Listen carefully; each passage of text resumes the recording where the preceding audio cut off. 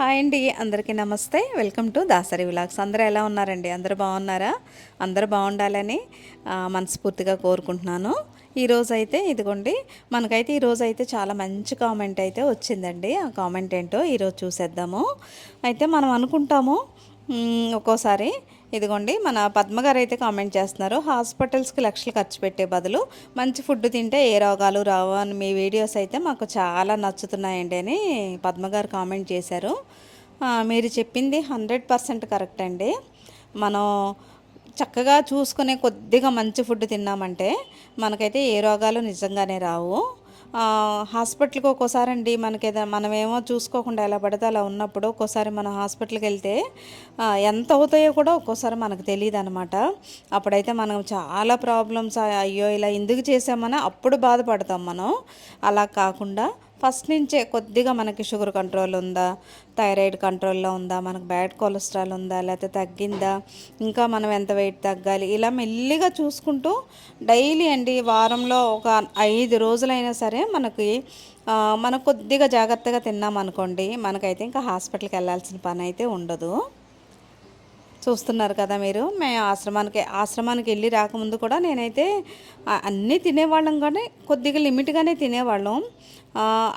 ఆశ్రమానికి వెళ్ళి వచ్చిన తర్వాత అయితే కంప్లీట్గా అయితే ఆయిల్ ఇంతే వాడాలి, మన మార్నింగ్ ఎక్కువ ఈ జ్యూసులు కానీ వండకుండా ఫ్రూట్స్ కానీ ఇలాంటివి తినాలనేది చాలా వరకు నేర్చుకున్నాము. అదే నేను మీకు కూడా చూపిస్తున్నాను. నాకు కూడా చక్కగా షుగర్ కంట్రోల్లో ఉందండి, థైరాయిడ్ కంట్రోల్లో ఉంది. ఇంకా హాస్పిటల్కి ఎప్పుడన్నా హెల్త్ చెకప్కి 6 నెలలకో సంవత్సరానికి వెళ్ళడమే తప్పించి నాకైతే ట్యాబ్లెట్లు వాడే పని కూడా లేదు. మీకు ఇవన్నీ కొద్దిగా అన్నా హెల్ప్ అవుతాయనే నా ఆలోచన అనమాట. ఇదిగోండి, ఇంకా మార్నింగ్ అయితే ఈ పాలకూర ఏమో మాకు పైన చూపించాను కదండి, ఒక్కసారి వేసిందే మనకైతే వస్తూ ఉందన్నమాట. ఇంకా పాలకూర విత్తనాలు కొని అయ్యే కొద్దిగా ఎక్కువ వేసుకోవాలి అనుకుంటున్నాను. మనం ఇంట్లో ఇలా పండించుకున్నదైతే మందులు ఏం చల్లం కాబట్టి దాన్ని ఉడకబెట్టాల్సిన పని కూడా లేదు. అంతకుముందు మనకు కామెంట్ చేశారు, పాలకూరని ఇలా పచ్చిగా తీసుకోకూడదు అంటే కెమికల్స్ మందులు అవి చల్లుతారని. ఇలా అయితే మనం ఇంట్లోది అయితే మనకు అసలు ఏ బాధ లేదండి. ఇంకా తర్వాత అయితే ఇదిగోండి మ్యాచింగ్స్ అనమాట. నాకు ఈ మ్యాచింగ్ పిచ్ ఒకటి.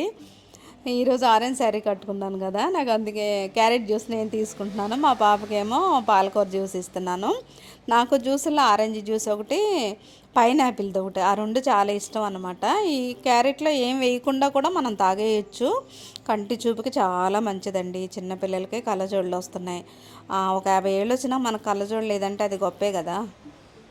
అందుకనే అప్పుడప్పుడు మీరు క్యారెట్ జ్యూస్ తాగండి, షుగర్ అస్సలు పెరగదు.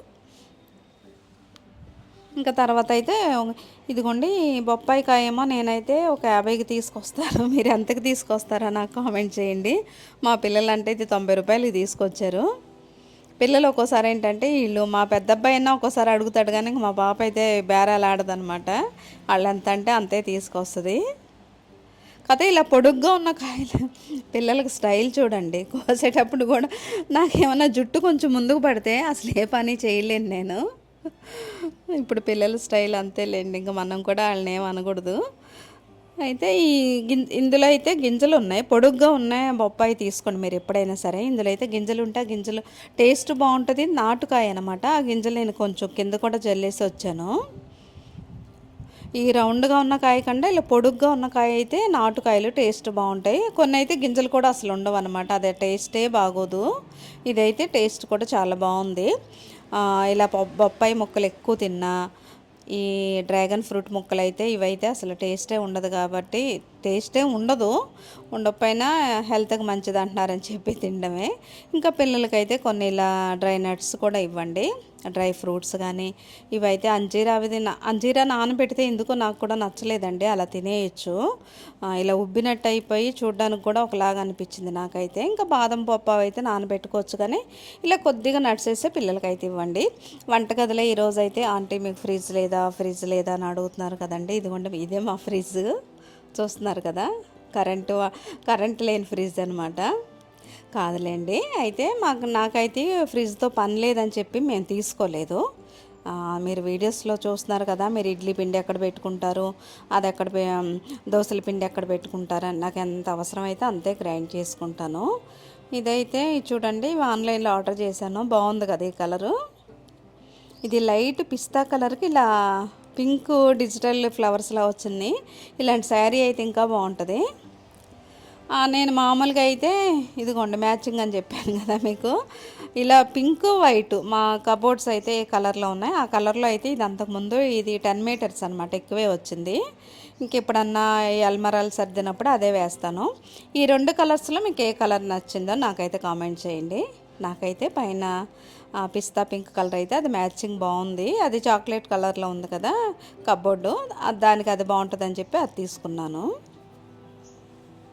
ఇదిగోండి ఇదైతే కింద మనకైతే ఇలా అంటించే పేపర్ లాగా కూడా ఉంది. నేనైతే ఇంకా తీయకుండా ఇలా వేసేసాను అనమాట. బాగుంది నీట్గా చూడడానికి కూడా. ఎప్పుడన్నా మనం ఆ పేపర్ ఇలా తీసేసి కూడా దాన్ని వాష్ చేసుకోవచ్చు, లేకపోతే తుడుచుకోవచ్చు. నీట్గా ఉంది చూడండి. మనకైతే ఆ కబోర్డ్ కూడా పాడవకుండా ఉంటుంది. ఇదిగోండి ఇంకా అది సర్దేసినాక ఇంకా కొన్ని అయితే నా దగ్గర గాజువి, ఈ ఆగారాలో కొన్న కెటిల్స్ అలాంటివన్నీ ఉన్నాయండి. ఇంకా అవన్నీ అయితే నాకు సామాను వంటగదిలో అటు ఇటు ఎక్కువైపోయినప్పుడేమో ఒక్కోటి ఎక్కడ పెడుతున్నామో తెలియదు అనమాట. అటు ఇటు తీసినప్పుడు పాడవుతాయి. ఇంకా గాజు గ్లాసులని కొన్ని అయితే అలా ఎక్కువ పెట్టినప్పుడైతే కొన్ని పోతాయి అనమాట చివర్లు అవి. ఇదైతే చక్కగా నాకు పెట్టుకోవడానికి, సామాన్లు పెట్టుకోవడానికి చక్కగా సరిపోతుంది. ఇంకా అందుకనే నాకు ఫ్రిడ్జ్తో పని అయితే లేదు. నేను అప్పటికప్పుడు లెగిసి వండేయగలను. ఇంకా పిల్లలు పెద్ద అయినాక అప్పుడు అదే పిల్లలకి పెళ్ళిళ్ళు అవి అయినాక అప్పుడు చూసుకోవచ్చులే అని చెప్పి ఊరుకున్నాను. ఇదిగోండి ఇదైతే మనకి ఇదివరకు ఇలా పేలు దువ్వెన్లు ఇలాంటివి చెక్క వచ్చాయి చూసారా. ఈ చెక్క వాటితో దువ్వినప్పుడు మనకి బ్లడ్ సర్క్యులేషన్ అయితే చాలా బాగుంటుంది. ఈసారి మీరు ప్లాస్టిక్ దువ్వెనలే కాకుండా ఇలా చెక్క దువ్వెన కూడా తీసుకోండి. ఇదిగోండి రోజ్మేరీ ఆయిల్ మొన్న చేశాను కదా, ఈ బాటిల్కి వచ్చిందనమాట. ఇదైతే చిన్న ఈ స్ప్రే బాటిల్లో పోసాను. పిల్లలకైతే మీరే చేతులతో తీసుకొని కుదుళ్ళకి పట్టించేటట్టు మీరు చక్కగా ఇలా పిల్లలకైతే మర్దన చేసి చక్కగా రాయండి. అది ఒక రోజు ఉంచేసుకొని నెక్స్ట్ డే అన్నా తలస్నానం చేయొచ్చు. అవేంటంటే ఈ తలలో ఉన్న చుండ్రు అవన్నీ పోతాయి. రోజ్మేరీ ఆయిల్తో హెయిర్ గ్రోత్ కూడా చాలా బాగుంటుంది. మీరైతే ఒకసారి తప్పకుండా ట్రై చేసి చూడండి. దాని వాసన కూడా బాగుందనమాట. రాసుకొని కూడా మనం అలా పడుకోవచ్చు, ఒక రోజు అంతా ఉండొచ్చు.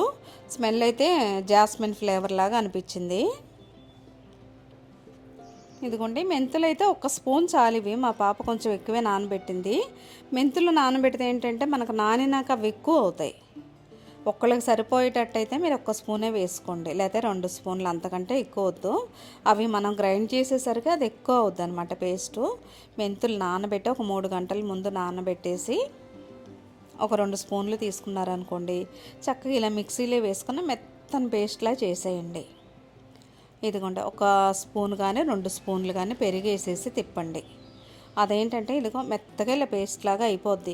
వీకెండ్స్ మీకు సాటర్డే సండే అలాంటప్పుడు హాలిడేస్ వచ్చినాయి, కెమికల్స్ ఉన్నవి ఏవి బయటవి కొనొద్దు, పెట్టొద్దు. ఇలా చక్కగా ఇంట్లో చేసుకున్నవే మీరు పెట్టండి. అదైతే మనం ఈ మెంతులతో చేసిన పేస్ట్ పెట్టామంటే డాండ్రూఫ్ అస్సలు ఉండదు. తర్వాత ఇదిగోండి ఇలా కుంకుడుకాయలు, శీకాకాయలు ఇప్పుడు కొన్ని సూపర్ మార్కెట్లో కూడా దొరుకుతున్నాయి, కొట్టినవే ఉన్నాయి. ఒకవేళ మీరు ఇంటికి తెచ్చి రిస్క్ అంతా ఎందుకు అనుకునేటట్లయితే అయితే ఒక గిన్నెలో నీళ్ళు పోసుకొని ఒక 2 గ్లాసులు నీళ్లు తీసుకోండి. చక్కగా మీకు ఎన్ని కుంకుడుకాయలు, పిల్లలు 2 ఉన్నారనుకోండి, ఇలా 1 కప్పు నిండా ఇలా కొన్ని కుంకుడుకాయలు తీసుకోండి. ఒక 50 గ్రాములో లేదా 100 గ్రాములో. లోపల నల్ల గింజ ఉంటుంది కదా, ఆ గింజలో కూడా ఆ గింజతో పాటు వేసేయండి. ఇవేమో శీకాకాయలు. లో ఫ్లేమ్లో పెట్టి కొన్ని వేపాకులు కూడా వేసారనుకోండి, మీకు తలలో దురద లాంటిది వస్తుంది చూడండి. మనకి ఎప్పుడన్నా డాండ్రూఫ్ ఇది ఉన్నప్పుడు తల గోక్కుంటాము, అలాంటిదంతా పోతుంది. ఉసిరికాయలు దొరికినప్పుడు 2 తీసుకొని చక్కగా ముక్కలా కట్ చేసి వేసేయండి. మందార చెట్టు ఉందనుకోండి, నేను మందార చెట్టు వేసాను, తెల్లారేసరికి పూలన్నీ కోసుకుపోతున్నారు. ఇవాళ నేను ముందే కోసుకొచ్చాను. మన చెట్టుకు మనమే దొంగల్లా కోసుకోవాల్సి వస్తుంది చూడండి. ఇలా రేఖ మందార వేస్తే మనకైతే జుట్టు కూడా థిక్నెస్ వస్తుంది. చక్కగా ఇవన్నీ కలిపి లో ఫ్లేమ్లో పెట్టి చక్కగా మరగబెట్టేయండి. చెప్పడం ఇలా ఉంది కానీ చేయడం ఈజీనేనండి, ఏం లేదు. అన్నీ తీసుకుని వేసి గిన్నెలో వేసి మరగబెట్టేయడమే. మీకు ఈ వీడియోలతో పాటు మీకు అయితే హిందీ కూడా నేర్పించేస్తున్నాను, ఆగండి. గసగసాలను ఏమంటారని అడిగితే మీరు అందరూ గసగసా అని కామెంట్ చేశారు కదా. గసగసాలని పోస్తా దానా అంటారని ఒక్కళ్ళు కూడా నాకు చెప్పలేదు. ఇవాళ అడుగుతున్నాను, కుంకుడుకాయలని హిందీలో ఏమంటారో నెక్స్ట్ మీరు నాకు కామెంట్ చేయండి. ఇంకా తర్వాత అయితే ఇదిగోండి బీట్రూట్ ముక్కలు అయితే బీట్రూట్ జ్యూస్ చేద్దామని పొద్దున్న అయితే బీట్రూట్ కూడా కోసి పెట్టాము. ఇంకా మా పాప ఏమో బీట్రూట్ జ్యూస్ వద్దులమ్మా, ఇలా గోధుమ పిండిలో కలిపి పుల్కాలు చేద్దామంది. ఇంకా అందుకనే ఇది కూడా మల్టీగ్రెయిన్ గోధుమ పిండి లాస్ట్కి వచ్చేసింది. ఈసారి గోధుమల్లో నేను ఓట్స్ ఎక్కువ వేసానండి. ఈ పిండి అయితే ఒక నెల రోజులు ఉన్నా కూడా పాడవలేదు. అన్నీ మనం ధాన్యాలు వేసేసరికి ఏంటంటే ఒక 20 రోజుల తర్వాత నుంచి అయితే పురుగు వచ్చేస్తుంది. ఇంక ఈసారి అయితే ఓట్స్ ఒక్కటే వేసాను. ఈ ఓట్స్ వేసిన చపాతీలు కూడా చాలా బాగున్నాయి.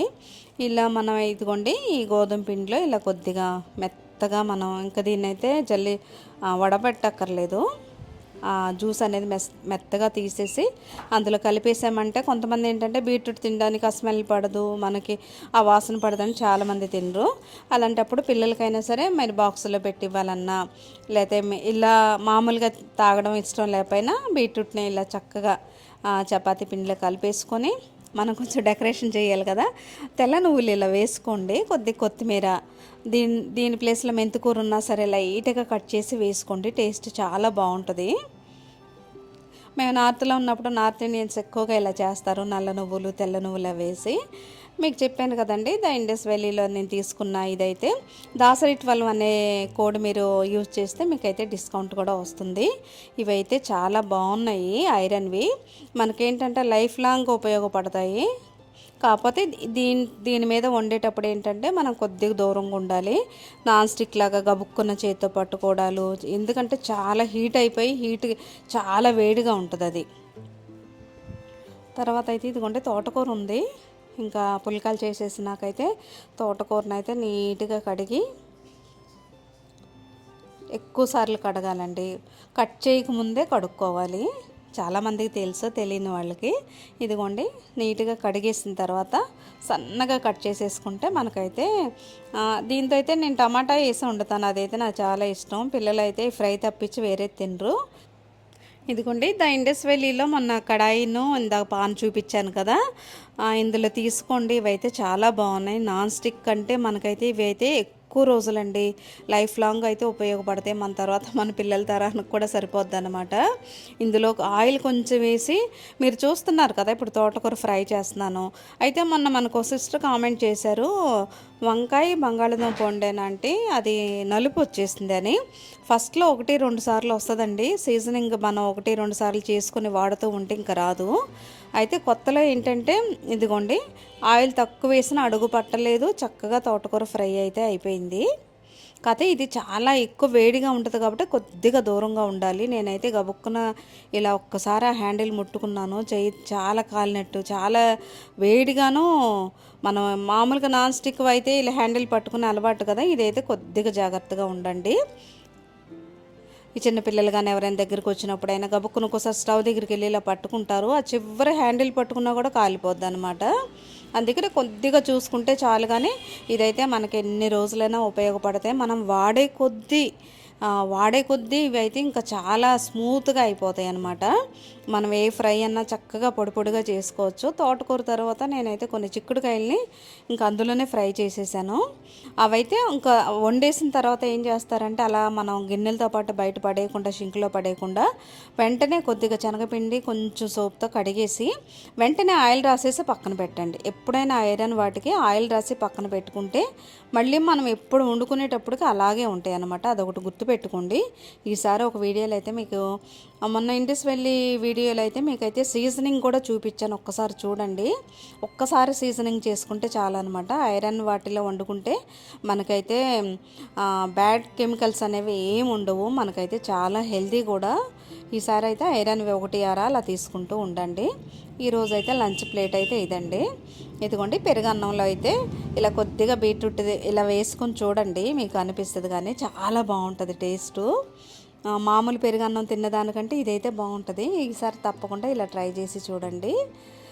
మేమైతే కిందే కూర్చుంటామండి. మా పాపకైతే తినిపిస్తేనే ఎక్కువ ఇష్టం అనమాట. ఇంట్లో ఉన్నప్పుడు ఎక్కువ సార్లు అయితే నేనే తినిపిస్తాను.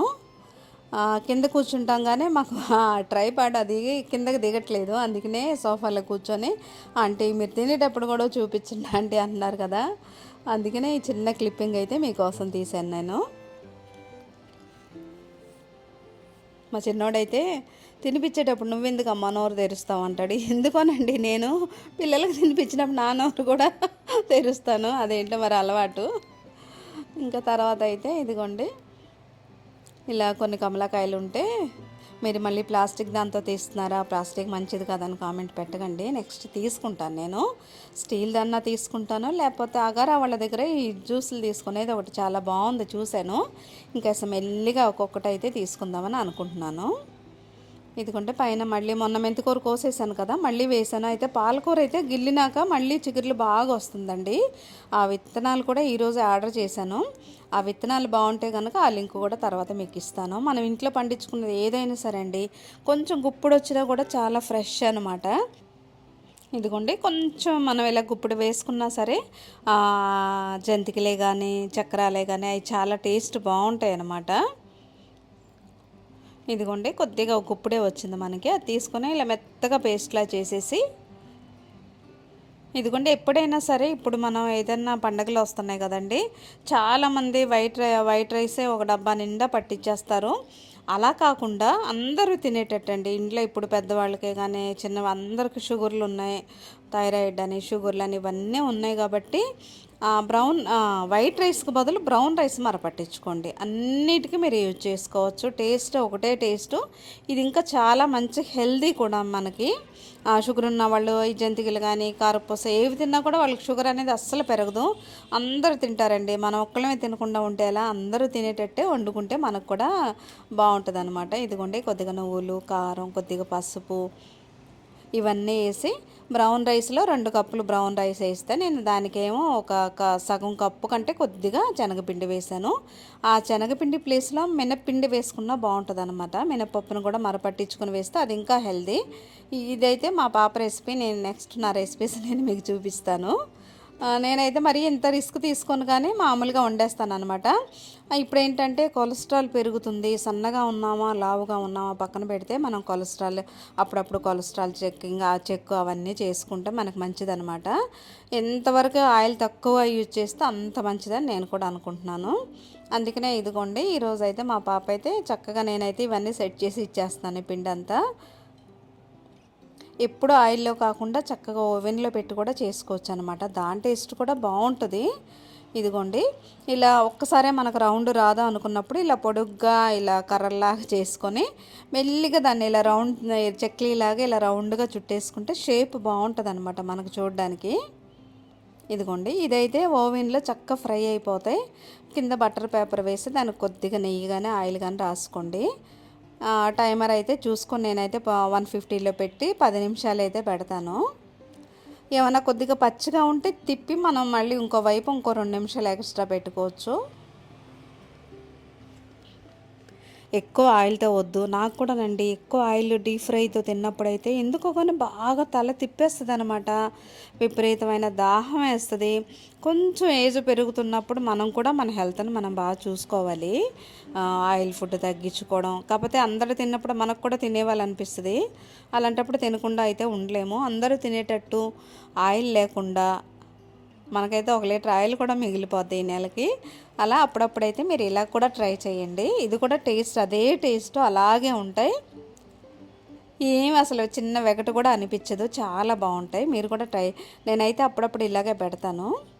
ఓవెన్ లేకపోతే మనం మామూలు కేకులు చేసినప్పుడు ఎలా మనం మూకుట్లో పెడతామో అలా ప్లేట్ కూడా పెట్టచ్చు. ఇదిగోండి చక్కగా మామూలుగానే ఫ్రై అయినట్టే అనిపిస్తున్నాయి.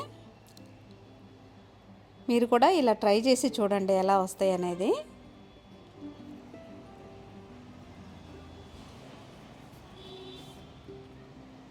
ఇదిగోండి ఇంకా ఈరోజు అయితే నేను డిన్నర్ అయితే చాలా ఈజీగా ఉండేటట్టు ఇలా రాగి జావ అయితే చేసేసాను. ఇదైతే తొందరగా అయిపోతుందని. అయితే మనకి కామెంట్ అయితే ఈరోజు పద్మ గారు చేశారు కదండి, అలాగే మీరైతే మన వీడియోస్ నచ్చిన వాళ్ళందరూ అయితే మనకైతే తప్పకుండా కామెంట్ చేయండి. మీరు ఎక్కడి నుంచి చేస్తున్నారు అనేది కూడా నాకు మీ కామెంట్లో చెప్తే మన వీడియోస్ ఎంతవరకు రీచ్ అవుతున్నాయి అనేది కూడా నాకైతే అలా చూసుకోవడం నాకు కూడా చాలా ఇష్టం అండి. నాకు కూడా తెలుస్తుంది కదా మన వీడియోస్ ఎంతవరకు వెళ్తున్నాయని. నేనేంటంటే ఇదిగోండి పద్మ గారు చేశారు, నీరజ గారు చేస్తారు, శ్రీదేవి గారు ఏంటో కామెంట్ చేయలేదా, నళిని గారు కామెంట్ చేయలేదా, ఇలాగా అనుకుంటాను అనమాట. మీ పేర్లన్నీ నాకు గుర్తుంటాయి. తప్పకుండా మన వీడియోస్కి అయితే లైక్ కొట్టండి, మంచి కామెంట్ చేయండి. మీకు ఎలా అనిపిస్తే అలా కామెంట్ చేయండి.